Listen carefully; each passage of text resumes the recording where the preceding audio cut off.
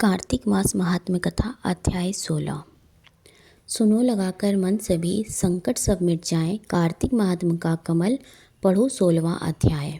राजा पृथु ने कहा, हे नारद जी, ये तो आपने भगवान शिव की बड़ी विचित्र कथा सुनाई है। अब कृपा करके आप यह बताइए कि उस समय राहु उस पुरुष से छूटकर कहाँ गया। नारद जी बोले, उससे छूटने पर वह दूत बर्बर नाम से विख्यात हो गया और अपना नया जन्म पाकर वह धीरे धीरे जलंधर के पास गया। वहां जाकर उसने शंकर की सब चेष्टा कही। उसे सुनकर दैत्यराज ने सब दैत्यों को सेना द्वारा आज्ञा दी। काल नेमी और शुंभ निशुंभ आदि सभी महाबली दैत्य तैयार होने लगे। एक से एक महाबली दैत्य करोड़ों करोड़ों की संख्या में निकल युद्ध के लिए जुट पड़े। महाप्रतापी सिंधुपुत्र शिवजी से युद्ध करने के लिए निकल पड़ा। आकाश में मेघ छा गए और बहुत अपशगुन होने लगे। शुक्राचार्य और कटे सिर वाला राहु सामने आ गए। उसी समय जलंधर का मुकुट खिसक गया, परंतु वह नहीं रुका। उधर इंद्रादिक सभी देवताओं ने कैलाश पर शिवजी के पास पहुंचकर सब वृत्तांत सुनाया और यह भी कहा कि आपने जलंधर से युद्ध करने के लिए भगवान विष्णु को भेजा था। वह उसके वंशवर्ती हो गए हैं और विष्णु जी सहित लक्ष्मी जलंधर के अधीन हो उनके घर में निवास करते हैं। अब देवताओं को भी वहीं रहना पड़ता है।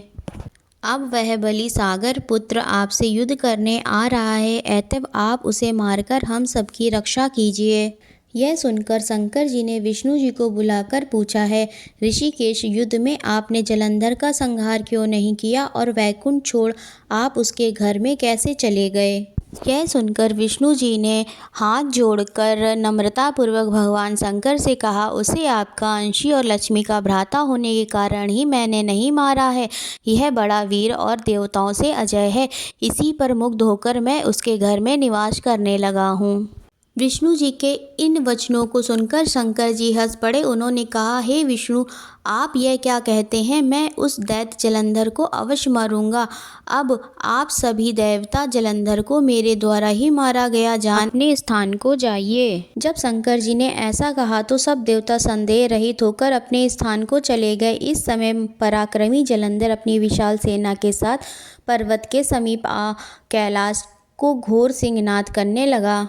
दैत्यों के नाद और कोलाहल को सुनकर शिवजी ने नंदी आदि सभी गणों को उससे युद्ध करने की आज्ञा प्रदान की। कैलाश के समीप भीषण युद्ध होने लगा।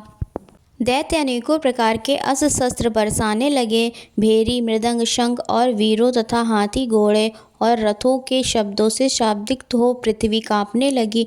युद्ध में कटकर मरे हुए हाथी, घोड़े और पैदलों का पहाड़ लग गया।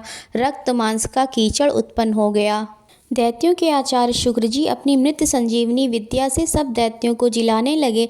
यह देखकर शिवजी के गण व्याकुल हो गए और उनके पास जाकर सारा वृत्तांत सुनाया। उसे सुनकर भगवान रुद्र के क्रोध की सीमा न रही। फिर तो उस समय उनके मुख से एक बड़ी भयंकर कृत्या उत्पन्न हुई, जिसकी दोनों जंघाएं ताल वृक्ष के समान थीं। वह युद्ध भूमि में जा सब असुरों का चवन करने लगी और फिर वह शुक्राचार्य के समीप पहुंची और शीघ्र ही अपनी योनि में गुप्त कर लिया। फिर स्वयं भी अंतर्ध्यान हो गई। शुक्राचार्य के गुप्त हो जाने से दैत्यों का मुख मलिन पड़ गया और वे युद्ध भूमि को छोड़ भागे।